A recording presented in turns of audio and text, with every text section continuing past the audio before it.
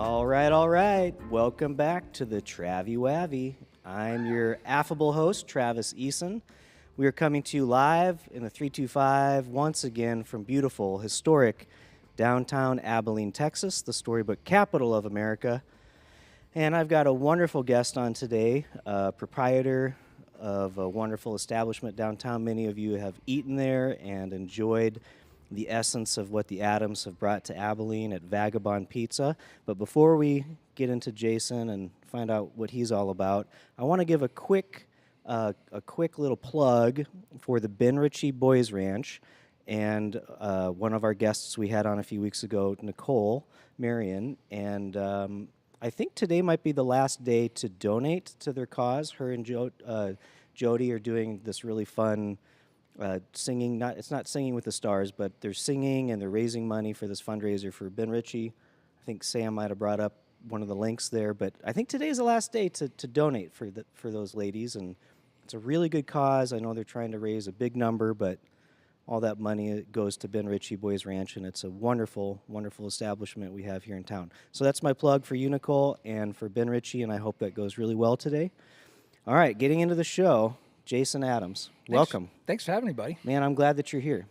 You've been on my short list for a little while thinking about downtown entrepreneurs and characters in Abilene, and you fit the mold pretty well. Well, I appreciate that, buddy. Yeah. So tell me, do you have any siblings? Yeah, I have two sisters, both older. One lives in Sweden for the last 20 years. Okay. Other one's in Dallas. Cool. You stay close with them? Pretty close. Yeah, get to see them very often? Yeah, we just got back from Sweden a couple months ago. How was Sweden? Cold. It was in Really? February. Oh, man. Yeah. Did you do anything fun over there? Yeah, we got to go hiking. We got to hang out with the family. My sister and I went and cooked for them. It was always a good time. Good. So I want to say I met you probably when you guys first moved to Abilene and you started doing the Vagabond Pizza truck. Yeah, 2012. 2012, that seems like forever ago. That was forever ago. And I remember the first time I had the Vagabond Pizza truck was at the winery at Willow Creek. Yeah, they're the first people to let us set up. Really? Yeah, that was our, every week Tuesday or Thursday spot. That was your spot. We always did good over there. And then after that, Pappy's Slocum's. Pappy's on Saturdays. So much fun. Yeah, I know you sent some pictures from Pappy's time, and I almost went and found it in my archive. But I've got a picture of my daughters when they were much younger, and their friend Kelsey making pizza with you, and super fun, dude. Gotta love little kids, man. Yeah, getting them to stretch dough and make their own pies. And you're married to a beautiful woman, Jessica. Jessica, yes. Yep. And you guys have a little fur baby. Just one. A little puppy. And we have a cat too. Got a kitty too. Creature. And how did y'all meet? We met at Texas A&M University. Okay. So we both helped start the off-campus bonfire. So you're a real Aggie? We're a real Aggie, born and bred. Man. Brainwashed from the womb. I don't know if I'll let that rub off on me or not, but that's okay. So you guys did the bonfire. We did the off-campus bonfire. She was leading a female dorm. I was leading a male dorm. And we were brother-sister dorms, so we had to work together a lot. And one thing led to another, and for some odd reason, she's still putting up with me. And I'm better for it. That's good. So you guys graduated, and then you had a stint in Houston cooking, correct? Yeah, so Jessie went out and got her master's degree from A&M. And then I turned down my master's program to go backwards, get my associates in culinary. Okay. So we went down to Houston to train down there, work some high-end restaurants, starting to build a life. Yeah. Any notable places that you worked at? Mark's American was the big one. Okay. Mark Cox is known around that area pretty well. He's done a lot of really good things.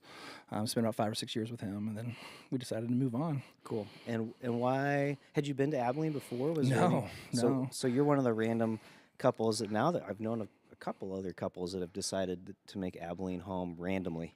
So we had bought a house. We were moving up our ranks down there. We woke up one day and neither one was really happy. So told her I can cook anywhere in the world. We came to Houston for me to train. And so she got on LinkedIn and got recruited here. Okay. For a banking position. Okay. And we moved up here. All right, cool. And what year was that? 2011. 2011. And then what was the onus for doing the pizza truck? We came out here, started staging and trying to interview with a few different restaurants in town, and it was time to put up or shut up. Yeah. So we decided to start a food truck. Cool. And at the time, we were looking to do a sausage and salami style truck, all handmade stuff. That was at the peak of food trucking in Texas, I really think. And it was hard to find a truck. But we found a guy that could build these wood fire ovens on the back of a trailer. And most of my career had been live fire. Had to cut wood, had to build ovens and stuff. And pizza's just an excuse to eat sausage and salami. So we're grinding all our own stuff from scratch and trying to make a go of it. Cool. So that was 2012, and was there always the dream to do a brick and mortar at that point? Yeah, absolutely. When we started, we used the food truck as a marketing tool. We started just catering at 1st, trying to ingratiate ourselves with the community, let people understand what level of food we're doing. And our goal was to move to the restaurant within 5 years. If we broke even, net win, and then transition. We were able to do it in 3.5 years. That's great. Yeah, the Abilene just supported the hell out of us. That's good. And I remember when you first moved into the current space that you're in now, it was a jewelry store. Yeah. Correct? Everyone knows it as Cox Jewelers. Yeah. It was originally Fullweiler's Jewelers.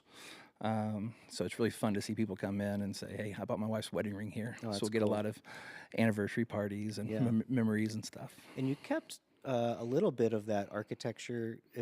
Correct me if I'm wrong, on your bar, right? The All back of bar. it, the whole place. Okay. We kind of just demolished the place and got all the sheetrock and fake ceilings out of the way. And we kind of looked at it and I was like, Jesse, I think we're done. And we tried to keep as much as we could. The bar top you're talking about was the original hardwood floors Okay. of that restaurant. And so we were looking to build the bar out of rough cut cedar that we were using for the food truck. And that bill was just going to be pretty massive. Yeah. But we already pulled up all this flooring, and it was just sitting in there. And so I told our guys, let's go try to use that. Yeah. And we used it. We put it up, and we're like, yeah, this is it. That's really It's cool. really cool. It is very cool. And I remember you guys have been in business now for 9 years in that spot, In the restaurant, last week. which is so impressive because, as you well know, restaurants generally don't even make it 3 years, Right. let alone 5 or Right. 9. So congratulations Thank to you. you. And you have employees that have been with you the entire time. Some of them, yeah. Some of 'em have. We got multiple guys that have been over 8 years. Yeah, and that's a testament. And we got the best team in West Texas. Yeah. My guys make me look a lot better than I am. I like that. They That's are some serious badasses over there. I like that. I remember when you guys turned 1 and we did some anniversary tattoos for some Oh, of the yeah. staff. That was pretty fun. That was a blast. was So a bunch of our guys got the hobo stick. It's called a bindle or bindle stiff in our logo, and a bunch of guys got that. Yeah, I'm still pretty cool. rocking it. I love it. Over the years, you've seen Abilene ups and downs. You've seen things in the restaurant industry change. What are some kind of highlights and lowlights for you as over the last 9 years, or even back through 2012 when you guys had the truck? Low's definitely going to be COVID. State coming in, shutting us down. That was really tough. But, with the way we change our menu weekly, we just by happenstance created a culture of change within the restaurant. So all my guys were just ready to take the next punch and move and develop and add or pivot a lot. I'm just trying to figure all that out. But that was a really, really tough time. It's hard to have a restaurant that's based on dine-in when you can't have any dine-in people. And How did you pivot through that financially to survive? Grit more than anything else. So we're just trying to find a way to keep money coming in. Before that point, we wouldn't do to-go orders unless you came in and placed your order. No onlines. Our product's not really designed to sit in a box for 30 minutes, and so we want everybody to have the best quality pizza they can. And so when it came down to COVID, well, we have 20, 25 families we have to worry about. So pride's got to take a back seat and just get stuff out there. And Abilene supported us really, really well throughout that. Had a couple people say, well, now, Jason, I understand why you weren't doing to-goes or online orders, because it's definitely better, fresher out of the oven. But we're just so happy to be able to get it still. Yeah. And so that was a big point of pride. Was that the period of time when you guys started doing your bottle shop in the front of the store? Yeah, I mean, we were supposed to keep people out of the back, so we did that and trying to do retail sales, trying to get any penny, any dollar coming in to help support everybody. And that we saw sales drastically improve. I mean, everyone was drinking during that time. There wasn't else much to do, so that really helped. But we saw such an increase that we kept the bottle shop in the front of the restaurant. So you can come grab and go as you please. We actually replaced 4 seats, 2 tables, with that bottle shop. And it's doing really, really well for us. And you've kind of built a reputation for yourself as having a really good wine selection. Would you say that's true? Yeah, we try to. Yeah. We, on average, have about 150 plus or minus labels of wine in the restaurant at any given time. We are constantly changing. Every week, we change our by the glass. So we'll have 8 different glasses each week. Could be the top of the top or the bottom barrel. But we really try to find something for every level. Jesse and I, we both really enjoy wine. We've been into it for a long time, and just trying more stuff and breaking the monotony of just a cab or just a Pinot, the stuff that you're normally accustomed to. Trying to find some stuff that works with our food a little bit better, or just stuff that's enjoyable and fun and creative and different to try. Yeah, I like that. And as you've done, I mean, you've got a wonderful menu, and like you said, it changes week to week, but pizza forward. I mean, you're Of course. Vagabond Pizza. Yeah. But then you've also, and you know, as I've worked on your tattoos over the years, you always get so excited to tell me about the next. You've got a word for it, but the next dinner. Oh, the next wine dinner? Well, yeah, because you're always like theming things and trying different. Oh, the ideation? Yeah. Yeah, and so Talk about that a little bit. you know, I've been cooking professionally for 26 years. I'm always pushing to the next level or to the next idea or the next season. Just what's creative, what's fun, what's enjoyable. Looking at our team, what are they being motivated by right now? Can we push a menu or a dinner, a wine dinner to that style and let them spread their wings and do some deeper research and just really try to put out really cool stuff. But we're always trying to push ourselves out of our comfort zone and get to something more than we just were. Because at the end of the day, it's fun. Yeah. It's a lot of work, but it's fun. And then every time we do this, we learn a new technique, or we learn a new ingredient, or a new concept, or a new theory, or a new culture on food, which is going to drive us for the rest of the menu going forward. Or worst case scenario, it was just fun to do. Yeah, tried something and Yeah. you're not committed to it necessarily. Right. I mean, we always want the next big thing or the next fun thing and new experiences and new taste and new flavors, and doing the same thing every day while we do it at a high level. It does get monotonous, but having fun and trying different things is always a blast. So how, like, on a year by year basis, how many of these specialty wine dinners are you producing? So we'll do one a quarter. Okay. And about so 4. when we do the dinners, they're typically on the last Wednesday of the particular month we decide to do it. Tickets will go on sale the first of the month at 9 a.m. And we do 2 seatings of 36. So there's 72 total seats.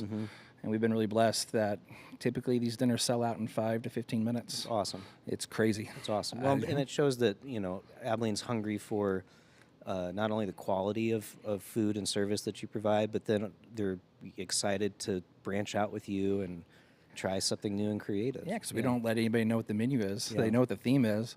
We call these dinners jazz cooking. So we have a idea of a play set that we're going to cook that day, but maybe one of the ingredients doesn't come in, and we don't have time to pivot. Yeah. Or maybe someone drops the sheet pan of salmon, you know, so we have to pivot. And so we typically don't actually write the menu until about an hour before the dinner starts. Oh, wow. Because we work from about 7 a.m. till the dinner time, creating a whole new restaurant just for one day. That's great. And if one of my guys or I get on a tangent, or we go and find in a vein to run down, we'll go with them, guys. The dishes can change up to the last second. Or shoot, I mean, we have dishes that have changed between the 2 seatings. So after we do the first seating, we'll go and have like halftime and go sit out back and, okay, what went well, what didn't go well, what can we do better, what can we not do better. And sometimes some of those first dishes were just, these aren't up to our standards. So how do we fix it? What do we do? Yeah. And those are the times where it's really fun, because everyone's so locked in, and you got to create a whole new dish in an hour. I like that. It's always fun, It's man. fun. Yeah, that's a fun pressure cooker. What are some? I mean, you've done so many of them over the years. What are some of the, some of the highlight dinners that you've done, or things that you might go, I'd kind of like to do that one again? We typically have a large Latin lens on a lot of the stuff that we do. So we replayed, or we kind of fall back to doing stuff that's attached around the Gulf Coast. Okay. So anything that touches the Gulf Coast typically is within our wheelhouse. But to really focus on that for a dinner would be a lot more fun. We did it, year 1 or year 2, but to replay that one would be really fun. Later this year, we are replaying Argentina, which we're going to elevate that one quite a bit further than we did last time.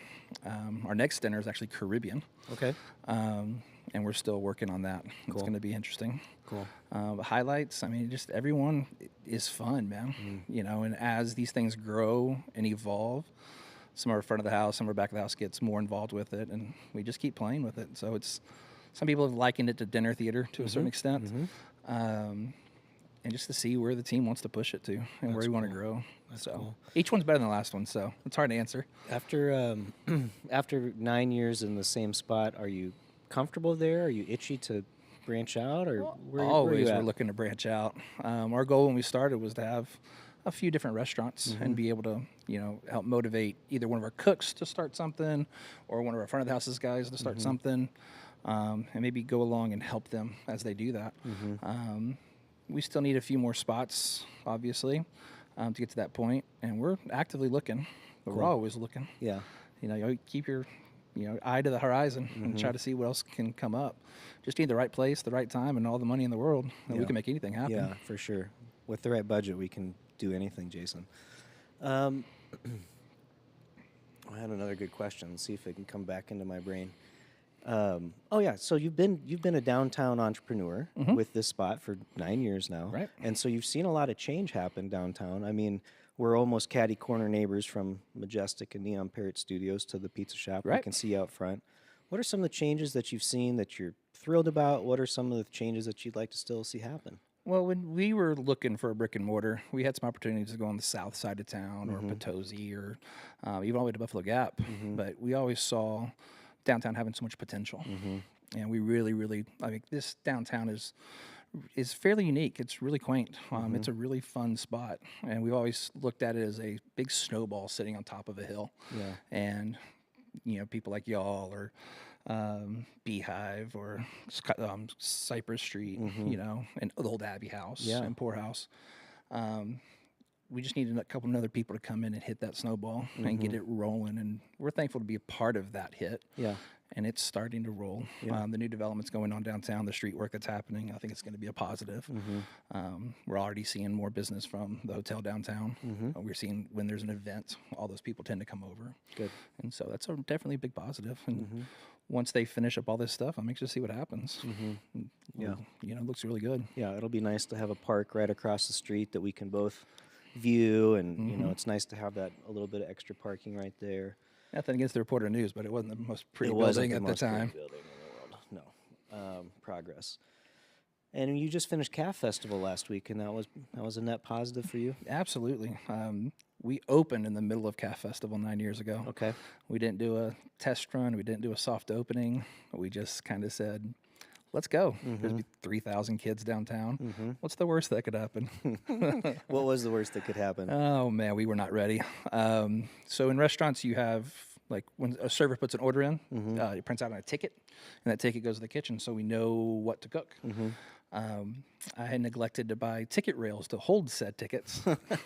So that first day, as we're throwing dough, the wind of that's just blowing tickets everywhere, man. and No it idea. was a cluster. Oh, geez, But Louise. we had new ticket rails the next day, and that's why people do soft openings to figure out all the stuff you didn't think about. remember. So. But Calf Festival is always a good time. It's always fun to play with little ones. Always good to entertain them, and they're always so awestruck by throwing a pizza in the air, looking at the fire, and knowing it's 900 degrees in there. Yeah. And they're always a lot of fun to play with. And did you remind me? I could remind me about this, but did you have a fire one time with the fire? No. Okay. No, we dropped haven't that had a then. fire. No, you haven't. Knock on wood. Knock on wood. Yeah, no Please, fire no. yet. Good. And you've been using the same oven, Same oven. and it's been a rock star. Yeah, so that's the he calls it the Porsche of ovens. You look at supercars, Ferrari or Lamborghini. I mean, that's the level of this oven is. But some have some bells and whistles. The other have some other bells and whistles. But that thing's a beast, man. Good. So we got it out of Dallas. It's a Renato oven. I think he's like a second or third generation oven manufacturer. Okay. He was telling us that he makes 60 ovens a year, and then he goes back to Italy. Oh, cool. And so we were lucky enough to get one of them. That's cool. And it's 6,000 pounds of stone and steel. It's crazy. And it eats like a teenager. Yep. We burn through the wood all day. And you just fired mesquite in there. We just use mesquite. Yep. So doing our research, or when we were starting the restaurant, Texas Forestry Service, some article I read, said that mesquite wood has the highest BTU value of any wood in the United States, second in the Really? world behind Polynesian mango. Really? That's what it said. Huh. And being out in West Texas, We got a lot. we got a lot of mesquite. I'm Yeah, not we about do. to start importing Polynesian mango. No, not when there's mesquite on every No. corner. We used to cut all our own wood when we were in the food truck, but now we're too busy to And do you it. were using mesquite with the food truck Using also. mesquite with the so food that truck. was a choice, and you're just sticking with Yeah, it. I mean, it's If it works, don't it fix works. It burns hot in a Yeah. long time, Yeah. and it's plentiful out here. So Mm-hmm. therefore, it's cheap. Mm-hmm. Most places use oak or white oak. As you've been, I mean, I know you had an experience as a chef with, like you said, wood and fire before all this pizza stuff. But as you've been playing with your oven and different dough recipes and things of like this nature, I'm sure you've kind of found your spot. Like, it's another way to say that. You found your sweet spot. Yeah. Was there a process in that for you? Well, pizza dough, this style of pizza has been a project for me as a side project outside of work for many, many, many years. So we were, lining our home oven with cinder blocks and firestones to make a small oven inside of it, heating it up for 3 or 4 hours to get the temperatures or thermal mass to cook a pizza a little bit better. And when it came time to do the food truck, we already had that thing mastered for the most part. We have changed because when we're on the food truck, a dough is a living, dying thing, so it's breathing. If we're stretching out on the food truck and it's 35 degrees outside, you're basically trying to stretch dough in a refrigerator. Or vice versa, like now it's 110 degrees outside. You're basically working in a proofing box. So being able to control the respiration of that dough is a very difficult thing. Yeah. And at the restaurant, in another one of our brilliant ideas, we forgot to put in a walk-in. Oh yeah. So we don't have one of those. So we have a bunch of small refrigerators. But we have learned that our wine cellar stays constantly at 55, 60 degrees. And so we do a little faster fermentation than a lot of other people because that's where we hold our dough overnight. Okay. And it tends to work as a pretty good product for us. Cool. I'm really proud of our dough.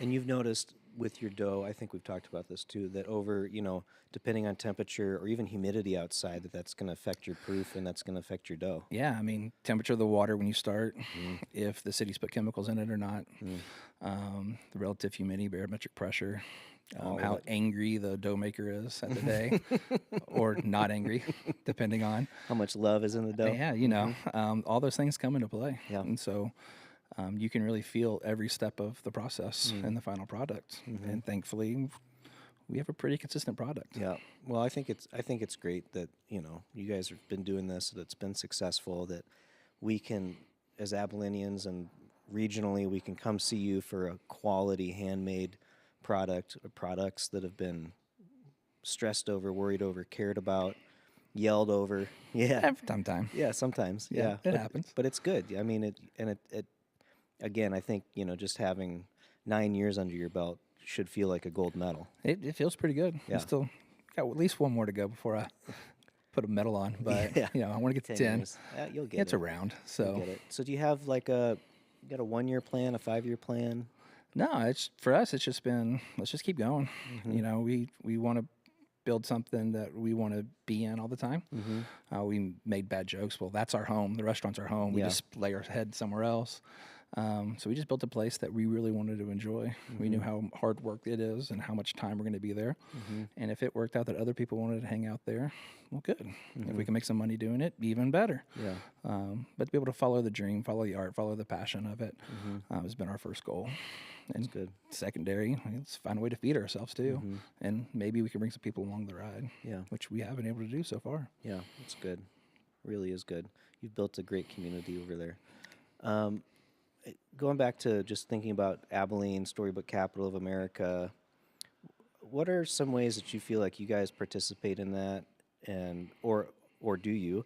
And then also, what are some things that you would like to see happen in our downtown community over the next couple years? I really love all the storybook sculptures and the CAF Festival.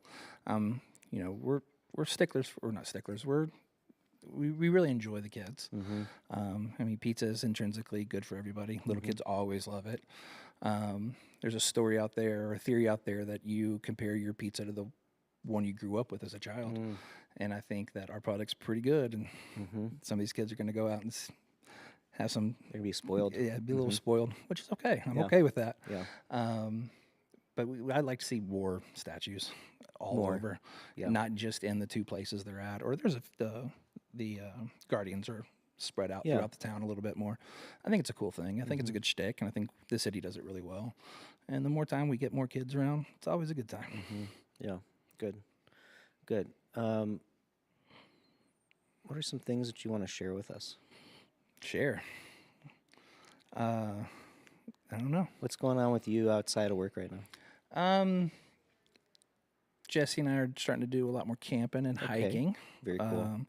The restaurant is a demanding place. And being able to escape and get away and get back to nature instead of being in four walls every day. So we're getting really into that lately. Good. Where are some places? We just got back from Palo Duro Canyon. What'd you think about that? We loved it. Yeah. So we went to this place called Maris Adventure Park on the North Rim. Okay. It's like a private 65 plus or minus 100 acres off-road park and camping and hiking. It was a lot of fun. Colorado Bend was surprisingly awesome. It's only a couple hours south of here. They have a waterfall out there that's spring-fed. It's a pretty tough hike. That's a lot of fun. Cool. But getting the dog out there on the trails, taking the new Bronco out. Do you guys tent camp or do you glamp? Yeah, we tent camp, man. There you go. We got a big old teepee. I like it. And so at Palo Duro, we were able to set up right on the rim. Like, Right had to on the rim. make sure that one of the doors was closed so Don't you didn't stumble out for a late stumble night the wrong pee way and fall down exactly. across. But it's a lot of fun. We've done Eureka Springs and the Ozark Mountains already. Okay. Did Moab not too long ago. Very cool. So you're getting out of state too for some of this. That's great. It's a lot of fun. I'm excited. So where's next for you guys for that? We recently just bought a house, so that took some of our money away to go to the next trip. But we're trying to plan a 7 to 10 day trip out to Big Bend. Okay. Stay at the Gauge, stay in the park, go in and come out. We had a couple of friends that have some Airbnbs out there. Cool. And try to extend that trip a little bit, go out and camp for 4 or 5 days, come back in, clean up, go back out for a couple of days. We're still developing that, but that's our next, hopefully, big trip. I like that. That's cool. What else are you guys doing for fun? Working on the new house? Yeah, working on the new house, having friends over, barbecuing. Good. Even in time off, we still find a way to entertain and, cook for everybody, which Stay is busy. always fun. Cooking's the passion. Yeah. So being able to feed people, the power of one good meal can change the world. Yep. So facilitating that and being a part of that's always fun. Now, at home, we're just grilling steak and, making some corn on the cob or whatever. But sometimes that's all you need, too. Yeah. I think food is definitely a love language. It absolutely is, without a doubt. Yep. So what's your favorite wine right now? Oh, man. It's like picking your favorite child. I'm really big on Tempranillo. I'm circling back to that. We really got into Pinot Noir in the very beginning. Jesse and I got married at a winery called Arista in Russian River Valley that's known for their Pinot. Then we moved on to Tempranillo, and our Tempranillo list has been pretty strong over the years. But for some reason, I'm circling back to that lately. And our Tempranillo list is really, really strong right now. Tell me more about that wine. I'm not that familiar with Tempranillo. Tempranillo is a grape that is really known to be from Rioja, Spain. Okay.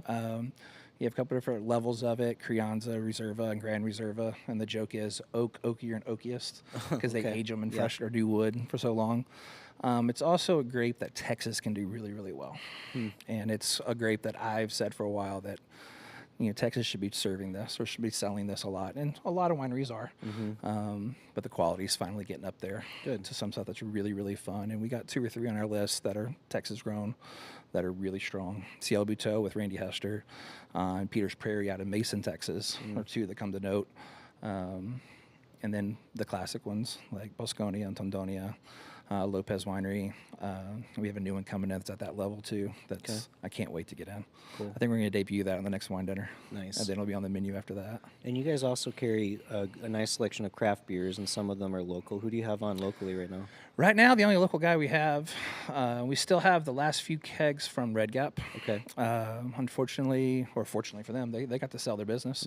And we decided to buy up all the shells that were available. So we'll run through those. We have 2 or 3 of those left. And then My brain just stopped working. Blue-eyed blonde from Primal Brewing. Oh, yeah, Carl. So we've been keeping that one on. Okay. As he's able, with all his changes and moving from spot to spot. When we can get it, we keep that on. It does pretty well for us.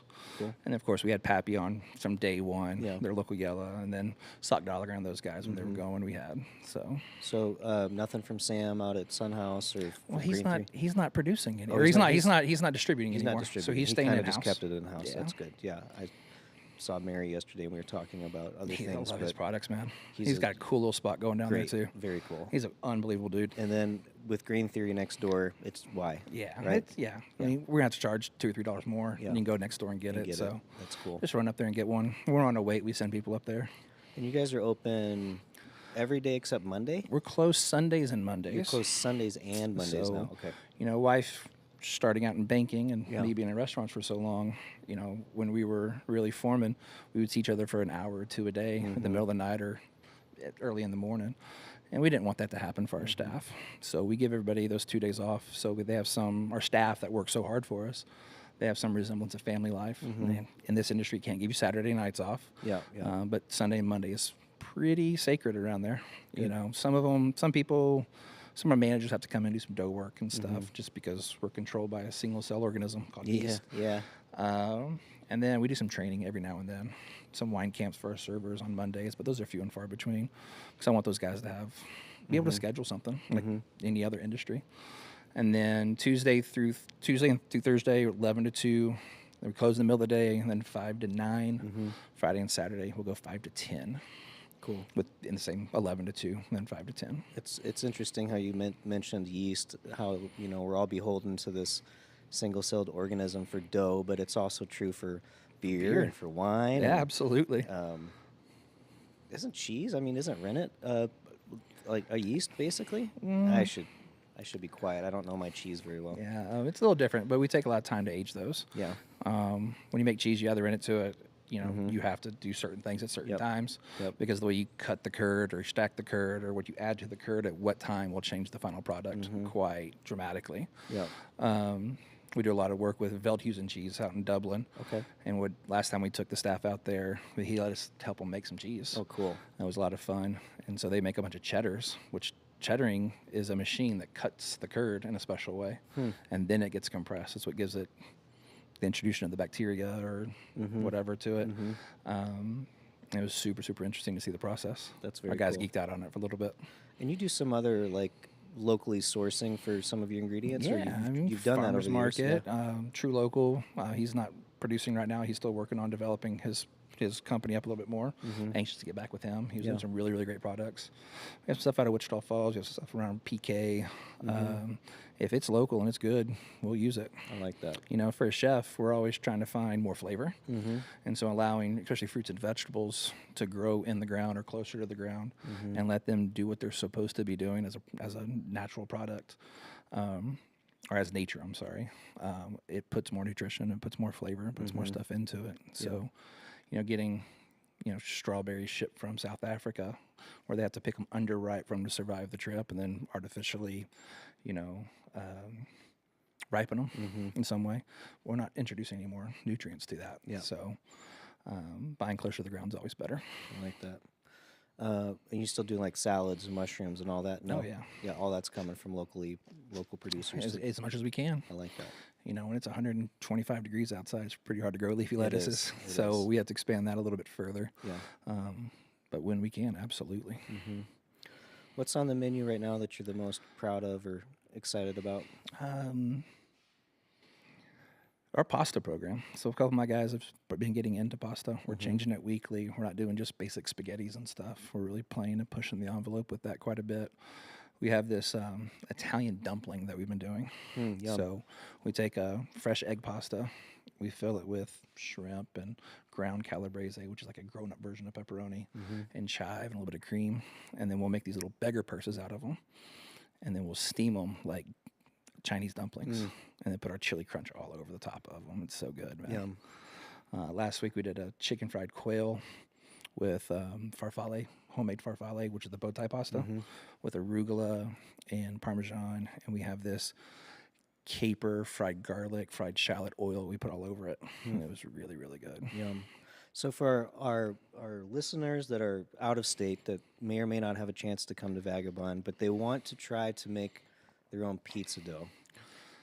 Give me like the Cliff Notes version of, okay, I'm going to start making my own dough at home. What should I do, Chef Jason? First off, buy the best ingredients you can, Okay. and let them speak for themselves. Find the best flour, double lot, probably. We're using a Canadian flour right now, whereas most people use the Caputo double lot from Naples, which is a fine product, but it's just expensive for us. We're using commercial yeast. And it comes down to your water. Your water is most of your dough. I think you should be, somewhere above 75 to 85% hydration. And then just work on your folding technique on how you knead it. You don't want to overwork it. You got to put some love into it. And then just be patient. At least 36 hours cold fermentation. Interesting. Yeast is, like as we said earlier, it's a living, dying thing. So if you let it respire really, really fast, yeah, you'll get the size, you'll get the look you want, but you won't develop as much flavor. But if it keeps going, it'll over ferment, yeast will die, and then you're getting to the point of making beer or making wine. Yeah. So you want to slow down that fermentation so that yeast can grow and develop and get more flavor in the dough. So you got to do it at a colder temperature. That's cool. That's interesting. Patience. Yeah. Patience. Patience. It's fun to work with food that's alive. Yeah, absolutely. It's also a pain in the butt too. Yeah. So where do you see you and Jess in 5 years? Still doing the same thing, just more of it? Blowing and going. Hopefully we get another restaurant off the ground. Okay. If the economic times make that feasible, we're poised to have a couple different ideas to move into place and see if we can't do this again. And just trying to keep growing our brand, growing our people, trying to do the best we can for the community. And hopefully she's still putting up with me, because it's a hard life, man.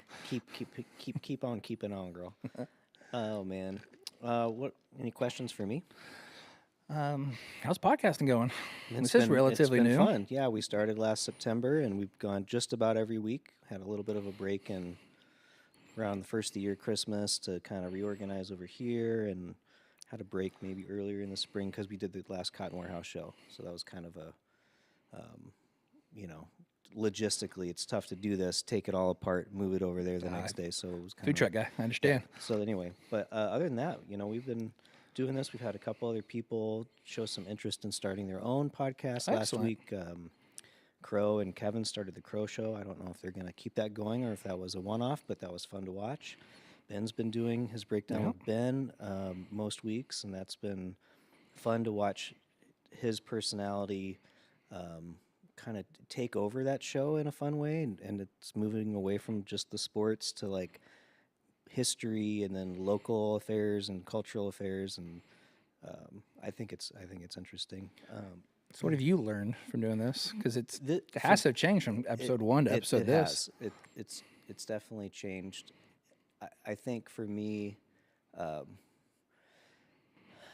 I've realized that what I can do is just try to get the most out of my guest as possible, and I don't have to fill the air with my own thoughts necessarily that much, which is, again, kind of selfish, but wonderful for me that I just get to come and sit down with people that I want to talk to for an hour once a week.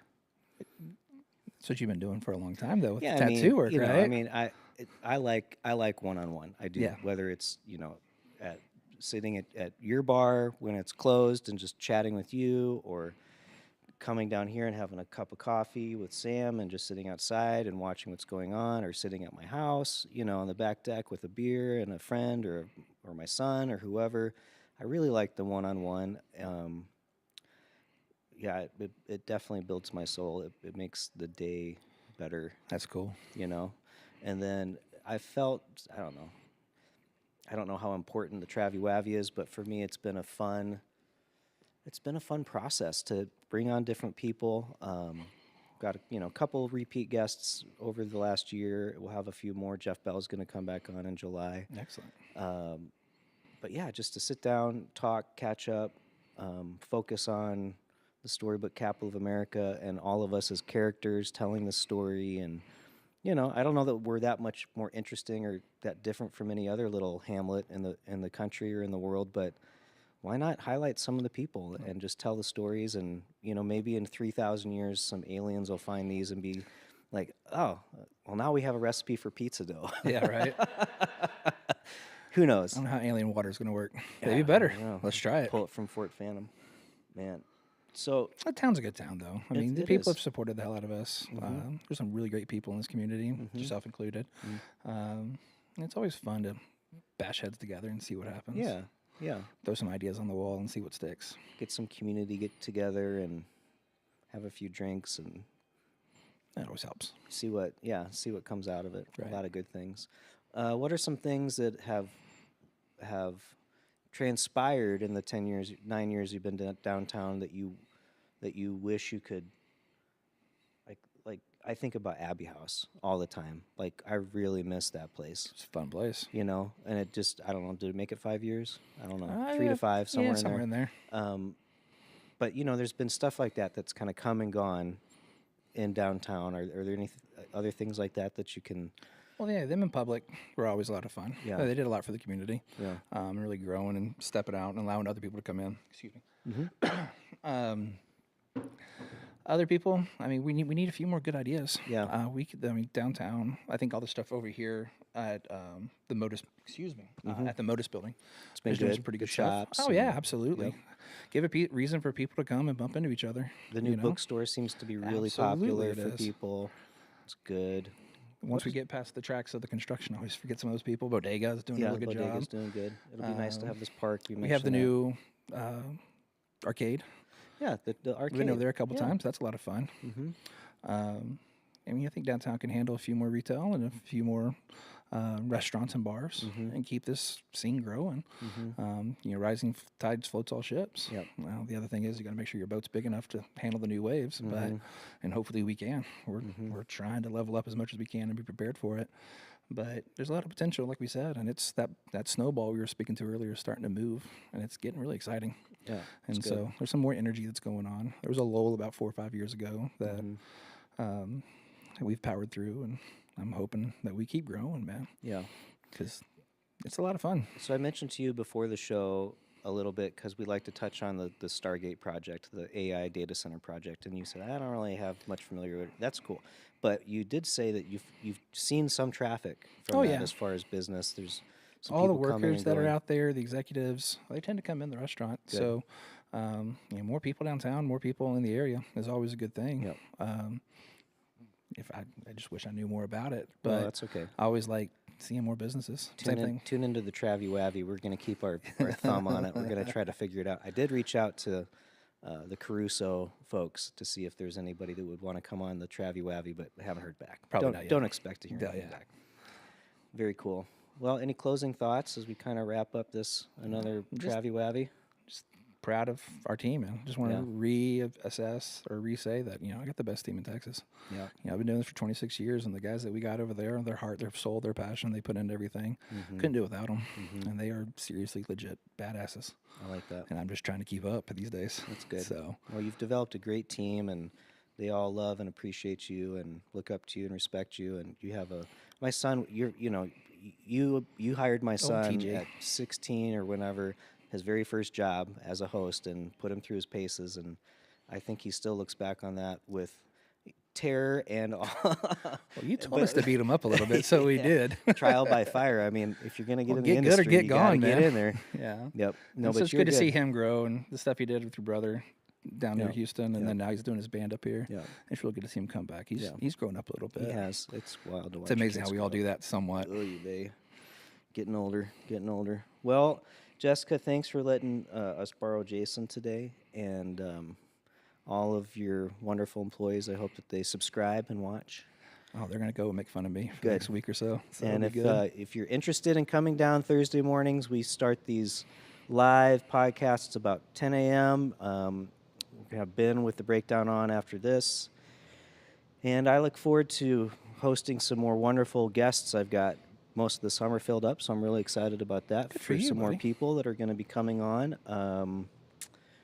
What else do I need to promote? Oh, yeah, don't forget about Jody and Nicole and Ben Ritchie's Boys Ranch. They need to raise a little bit more money, so open up your pocketbooks and write a check. Anything you want to share? Anything coming up with like restaurant? I mean, you sell out your Tickets dinners go right away. selling on for the dinner on January 1, 9 a.m. for Okay. Caribbean. Okay. The next one will be in October for Argentina. And then I don't know what we're going to do next year. We're going to figure it out. They'll be good. July 1st. July 1st. I'm very sorry. Thank you. Yeah, July 1st. July 1st. So 9 a.m. July 1st. Be on the website. If you're trying to get a ticket, set your calendar because they go out. They sell fast. They sell fast. Yeah, very cool. Thankfully. That's great. It's crazy. Great. It's great to say, hey, I want to do something totally different and make a brand new menu, and everyone's like, sign me up. Yeah, we're blessed, man. It's very cool. All right, brother. Well, thank you for coming on. Thanks for having me. And we'll stay in touch and go get some pizza over at Vagabond. It's a great spot. Open Tuesday, Wednesday, Thursday, Friday, Saturday, afternoons and evenings. Yes, sir. Some of the best pizza you'll ever have. We think so. And meatballs, good salads, great drink selection. Thanks, buddy. It's Thanks for having me. my daughter Grace's favorite place to go. We go there for her birthday every year. Have to. It's a necessity. Yeah. When she used to bake them, so. Yeah, when she was real little. All right, everybody. Thanks for watching again today. Thank you to our live audience that came to support today. Thank you, ladies. And thanks once again to our producer extraordinaire, Sam Wolf. Sam. For doing a good job. All right, coming to you live and signing off from Neo and Parrot, Travi Wavi. See you guys next week. Have a good one.